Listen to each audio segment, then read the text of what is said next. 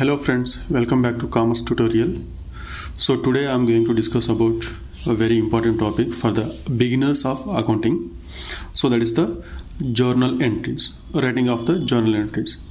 So in the previous section that I have discussed about the basic concepts regarding the classification of accounting by their nature, that is a personal account, real account and the nominal account. Then now I am going to start how we can write the journal entries, then what we need the basic things for that. So as I told you in the previous section, that is a rules of the accounting is very important, right? So before we starting the journal entries, we should remember the following things. First one is the rules of the accounting, that is personal account rule, real account rule, nominal account rule. So already we have discussed it in the previous classes, so I will give the link in the description section. So if you have missed that class, then you can go and watch that. And the next thing is the analyze the transaction, right? So why we need to analyze the transaction? Because in this analysis we need to identify the two aspects of the transaction, that is a debit and the credit. And in the analysis we can come to know whether it is a personal account in nature, real account in nature or the nominal account in nature, because every transaction is a combination of one account or more than one account. That's why the analysis is very important. And then with the help of that analysis we can identify the two aspects of those transactions, that is a debit and the credit. Then once we identify these transactions, that is the aspects of the accounting, then we can start applying the rules. Okay, so if it is a personal account in nature, then we will apply the rule of debit the receiver, credit the giver. If it is a real account, debit what comes in, credit what goes out. If it is the nominal account, debit all expenses and losses, credit all incomes and gains. We will apply those rules and we will start recording the journal entries. But before entering into the journal entries, so let me discuss some examples. Then see the examples. The first transaction is the, what is that? Wages paid. Then in this there are two different accounts involved, wages account and the cash account. Then you may get the doubt, sir, here he is given only wages paid, then how the cash account is involved? Then please remember, if it is paid or if it is received, then by default we can pay through cash and we can receive the cash. So that's why here he is given only wages paid, even though we involve these two accounts, there is a wages account and the cash account. And while it comes to the nature, the wages is a nominal account in nature because it is the expenditure for the organization or expenditure for the business entity. And the cash account is a real account. Then here what we will do, so because wages is a expenditure and we classify that as the nominal account in nature, then that should be debited. Then cash is a real account. Once we are making the payment, then we have, what is that, from our organization that we are paying cash to the others, means it is going out. So as per the real account, if it is going out from the organization, then we can credit that, right? So this is regarding to the wages paid. It's not only wages, so it is any sort of expenditures paid, then expenditure account and cash account will be the accounts involved in that. And the next, see, dividends paid. A dividend means, so if we have hold any, what is that, shares, then for those shares we need to pay dividends. If it is the debentures, then we can pay the interest. For the shareholders we can pay the dividends. When it comes to the dividends paid, then dividend account attached to cash account. Again the same, nominal account and real accounts are involved here. Then again same, right? So dividend account should be debited and the cash account is the credited, because that is a real account in nature and it is going out. Okay, then buildings purchased. Here buildings, whenever we are purchasing buildings, so buildings will comes into the organization and we can pay the cash to the outsiders. So here two accounts involved, those are the buildings account is and the cash account. And please remember here, these buildings account and cash account are the buildings and cash. Both are relating to the real account in nature because those two are the assets. So all the assets falls under the real account.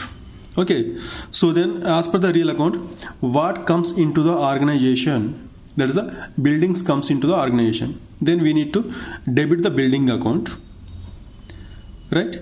And what goes out from the organization? We are paying cash to the outsiders for the purchase of building. Then we need to credit that, what is that, cash account. Then next one, furniture sold means we are sold the assets. If we have sold the assets, then we can get the cash. There is a cash coming into the organization and the furniture is going out from the organization. Again, these two involve a real account. Then debit the cash account and credit the furniture account. Then next see the very important one, that is the outstanding rent. Okay, so outstandings. So all the outstandings are representative personals account.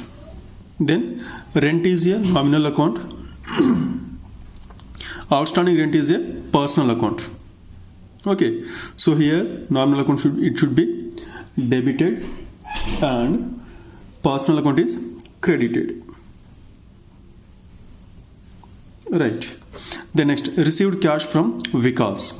So we have received cash from some person. Then cash account data to Vikas account.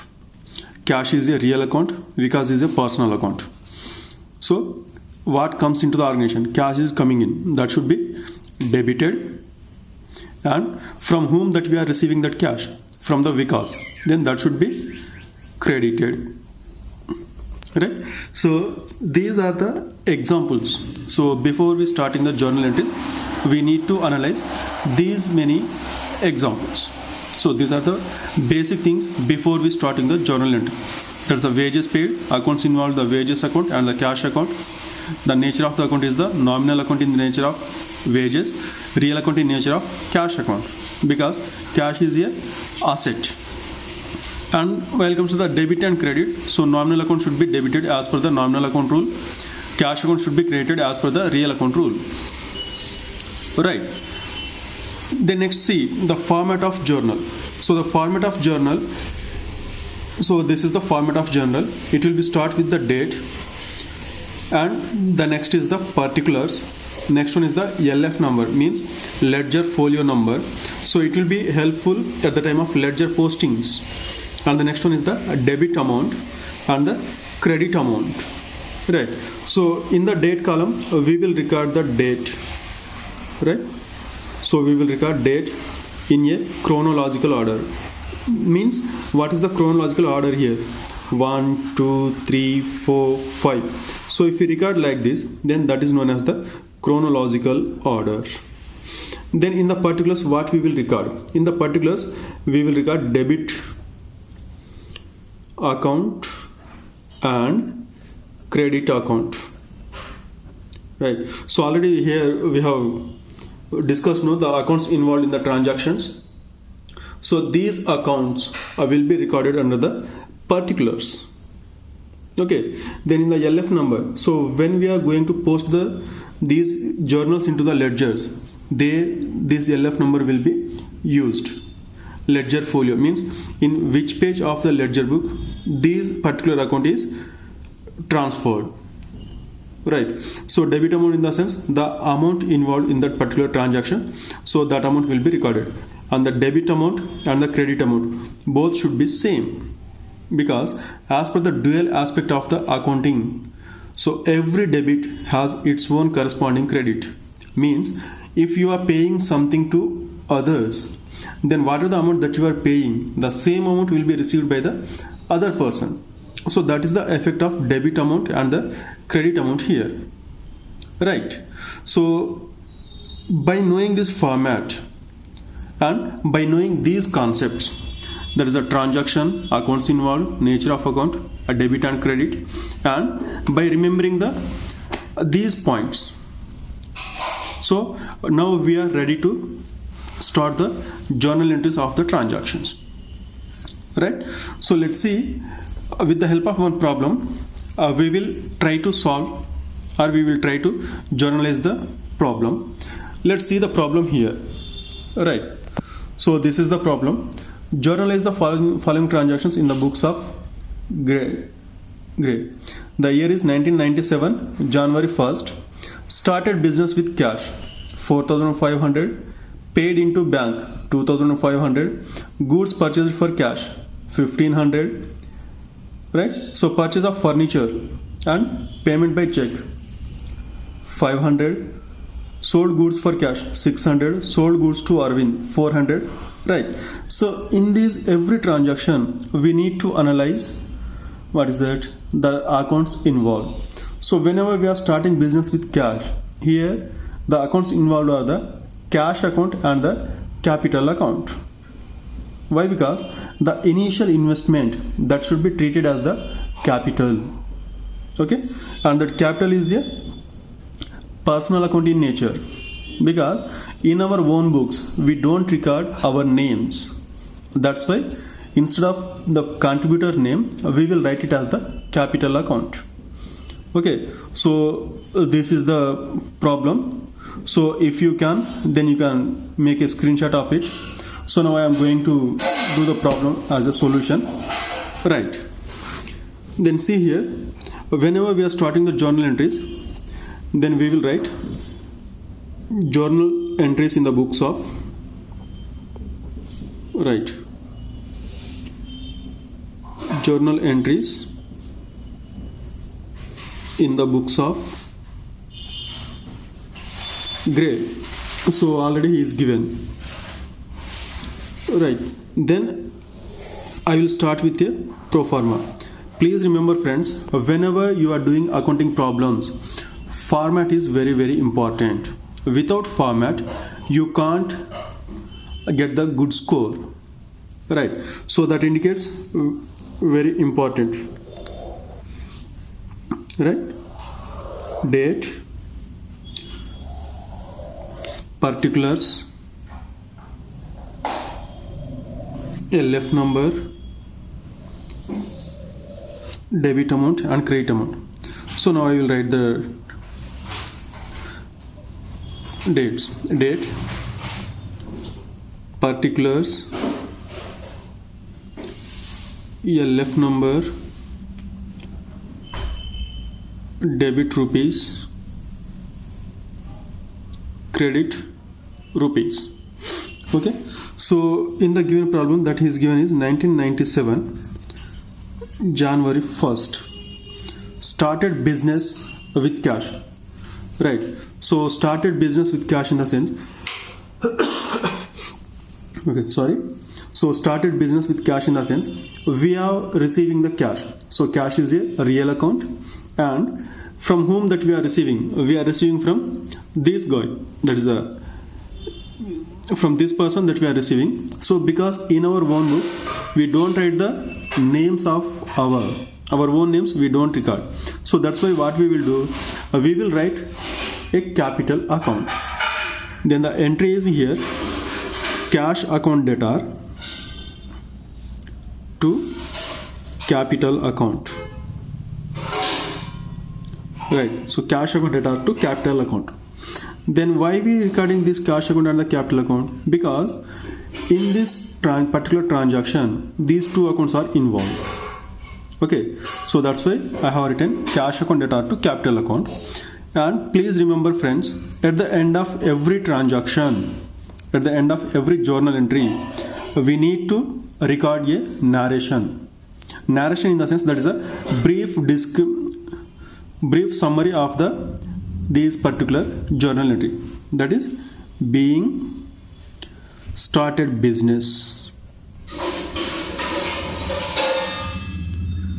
with cash. And listen here, sometimes he will say that started business, commenced business, right? So don't confuse with those two words. Those two words will indicate the same in the meaning. Commenced business or the started business, in the sense both are the same. Then what is the amount that he is given? 4,500. Write it down in the debit and the credit. 4,500 and 4,500. Okay, then after computation of that particular entry, draw a line. That will be the easily segregation purpose, right? Then again he said January 1st paid into bank. Okay, so paid into bank in the sense we have deposited cash into the bank. If we are depositing cash into the bank, then what going out? Cash is going out from the organization. Cash is a real account. As per the real account, credit what goes out. So what is going out? Cash. Then credit the cash account. Then what should be debited? So bank account should be debited, right? So as per the personal account, bank account should be debited, because debit the receiver. That is the rule of personal account. So banker is the receiving when we are deposited cash into the bank. Bank account debtor to cash account, and the amount is 2,500. 2,500. Again write the narration. Being cash deposited into bank.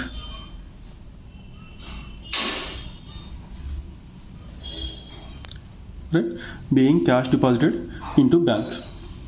Then next see. Again the January 2nd transaction. That is a goods purchased for cash.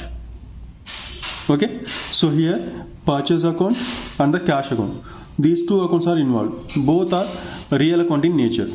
Then purchase account debtor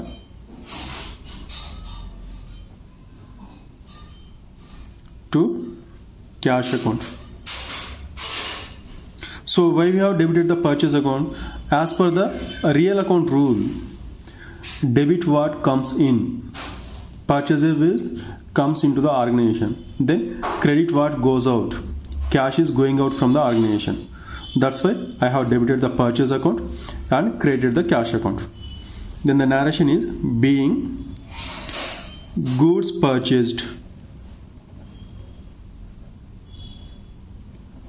Being goods purchased. And please remember here, so whenever we are purchasing goods, right, so we can purchase goods as well as the assets. But so if we are purchasing goods for the business purpose, means regular activities, then we can write it as the purchase account debtor to cash account, or purchase account debtor to some account. But when we are purchasing any asset, so asset in the sense either it may be the fixed asset, that is a land, building, furniture, vehicle, machinery, so like that. So whenever we are purchasing such kind of assets, then so instead of purchase account, we will write that particular asset name. Why? Because so whatever the assets that we have purchased, that is not the regular business transactions, right? So if all those things are the not in a regular business transactions, so this purchase of goods and selling them, so that is the regular business transactions. That's why we can record purchases and the sales. While comes to the purchase of any asset, then we can write that particular asset name. Okay. The next see,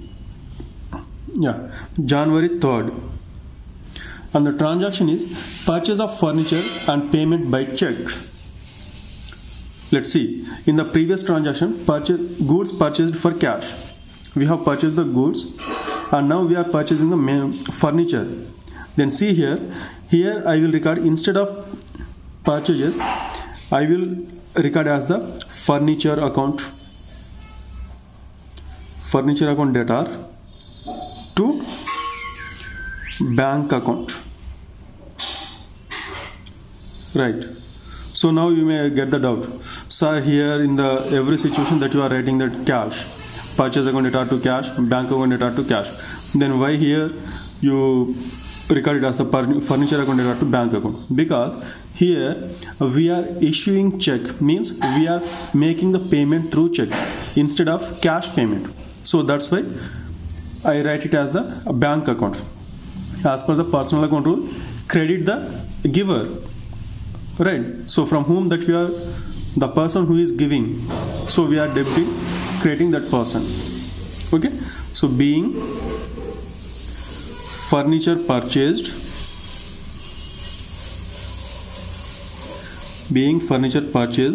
and paid through check.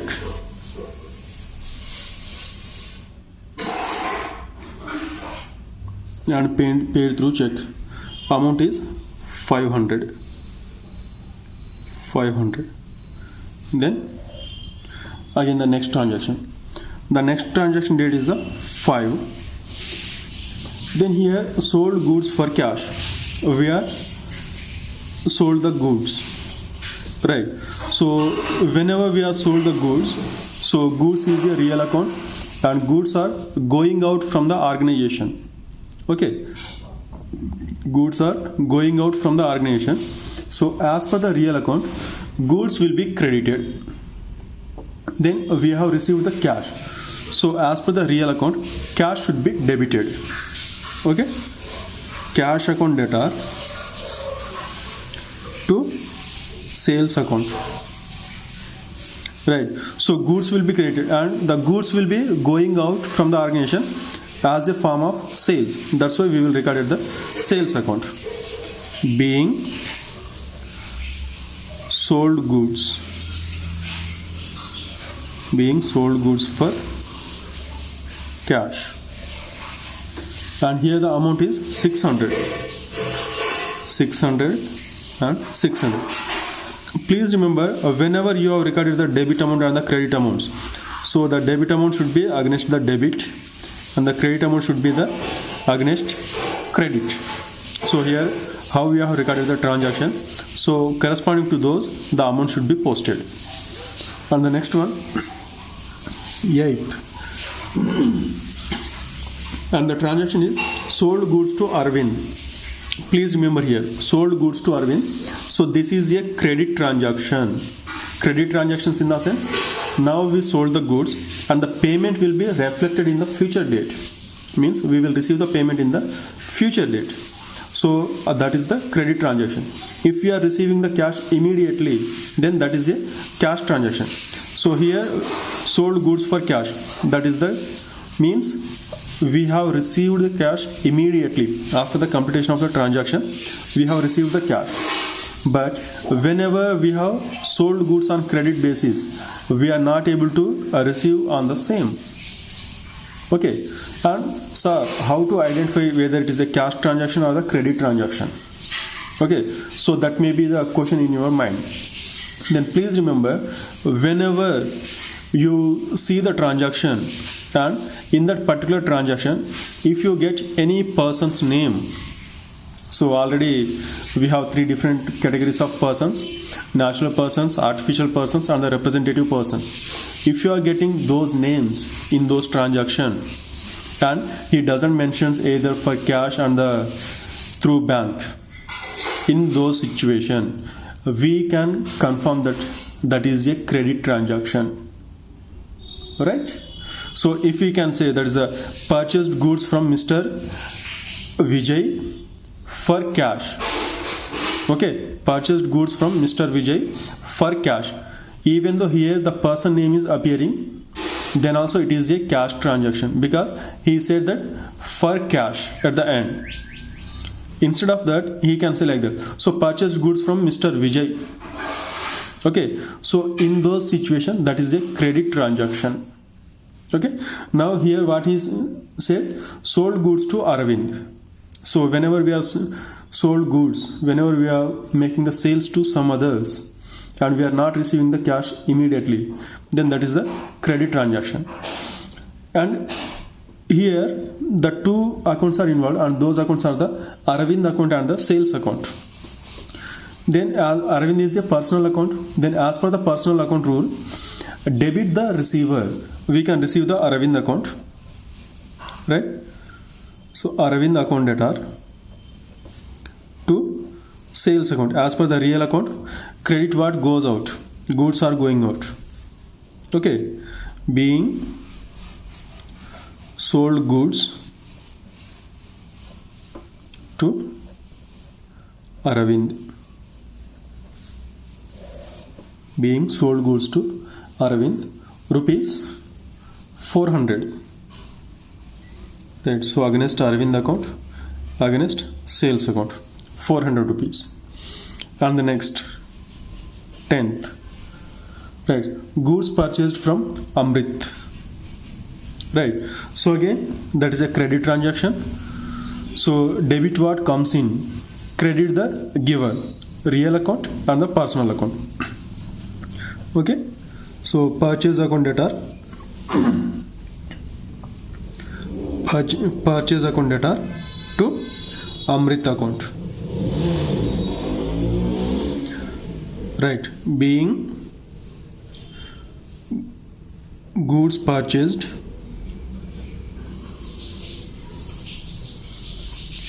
from Amrit. Then what is the amount? The amount is 700. Right? Then next, goods returned to Amrit, 100 rupees. So on the 12th January, due to the inability or what is the damage of the goods, we have returned the goods. In those situations, we can write the journal entry, that is the reverse. Okay, so and the entry is the Amrit account debtor, because here now Amrit will receive the goods. Okay, so as per the personal account, debit the receiver, Amrit account debtor to purchase returns,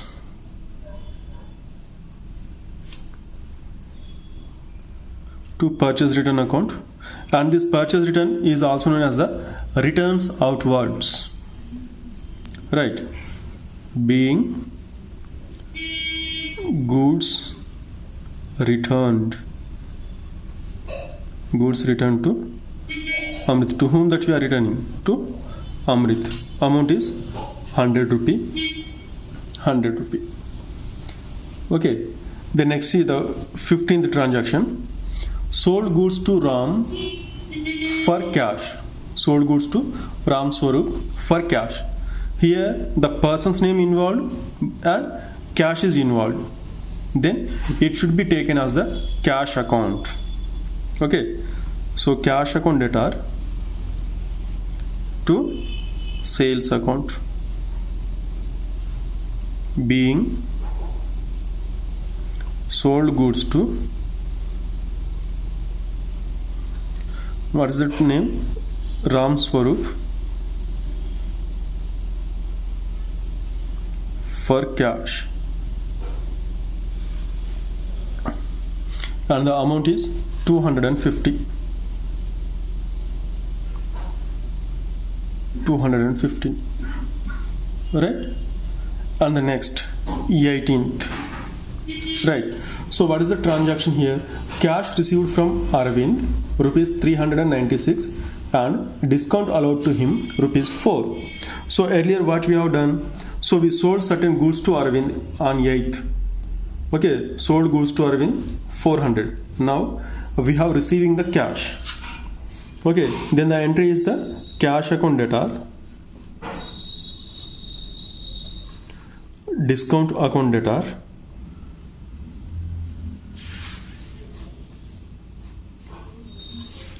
to Aravind account. Please remember, this is a composite entry. Whenever we recorded more than 2 debits or 2 credits, 1 debit and 2 credits, 2 debits and 1 credit, 2 debits and 2 credits, so all those things are the composite entries. Right, so how much cash that we are receiving? 396. How much discount that we have allowed? 4 rupee. Then what is the total of this? 396 plus 4 is the 400. Then we can write the narration being cash received from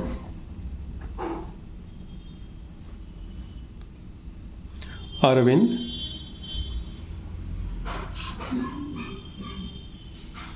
with discount, right? Or discount allowed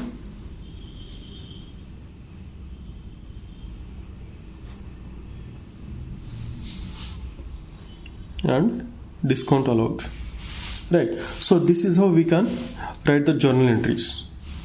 Okay, the next, see the next transaction, that is what we have completed here, that is the 18th. Then next is the 21st. Again take the same pro forma, right? Dates, particulars, LF number, debit amount and credit amount. So that is the 1997 January 21st. What is the transaction here? Withdraw from bank for private use. So whenever you withdraw from bank or withdraw from cash, okay, for our personal use, that can be treated as the drawings. Drawings in the sense that is a reduction in the capital. Okay, then I can pause the journal entry. Drawings account debtor to bank account, right? So what is the amount? 100 rupee. 100 rupee, right? So being cash withdraw from bank for personal use, right? The next transaction again, 21st, withdraw from bank for use in the business. So first one is the personal use or the private use. Next thing is the for our business use. If it is the business use, then we can write the entry as the cash account debtor to bank account. What is the amount? 500. 500, right? Being withdraw from bank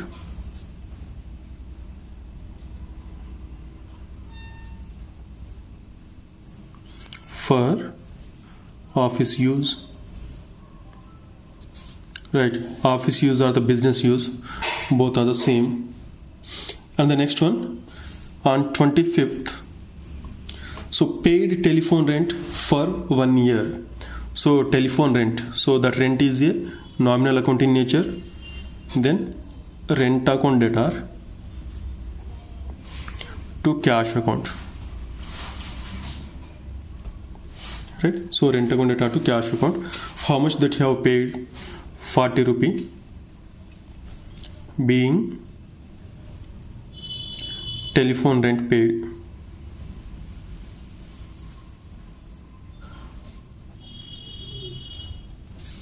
right? And the next transaction is the on 28th, cash paid to Amrit in full settlement of his account. So earlier we have purchased goods from Amrit worth 700 rupees and we have returned 100 rupees worth goods. Then in the net that we need to pay 600 rupees, right? See here, I will calculate here. What is that?